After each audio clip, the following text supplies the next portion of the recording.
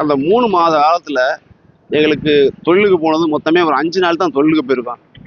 மற்ற நாட்களை ஃபுல்லாக வீட்டில் தொழிலுக்கு போவேன். வீட்டில் கடனை வாங்கி வட்டி வாசிக்கு வாங்கி சாப்பிட்டுட்டு இருக்கோம். எவ்வளோ நாள் தான் வட்டிக்கு வாங்கி நான் சாப்பிட்டுட்டு கடனை கட்ட முடியாமல் கஷ்டப்படுறது. அதுபோக இந்த ஒரு மீனவர் காணாமல் போய் 5 நாள் ஆச்சு. அந்த மீனவரை இது வரைக்கும் மீட்டு தரல. எங்களால் முடிந்த வரை 3 நாள் தேடணும். மற்றபடி அரசாங்கம் தேடுதுன்னு சொல்கிறாங்க. எங்கள் மீனவர் மீட்டு தர்ற மாதிரியும் கிடையாது. இப்படி நாங்கள் எங்கள் பொழப்பு ரொம்ப கஷ்டமான சூழ்நிலை போயிட்டுருக்கு.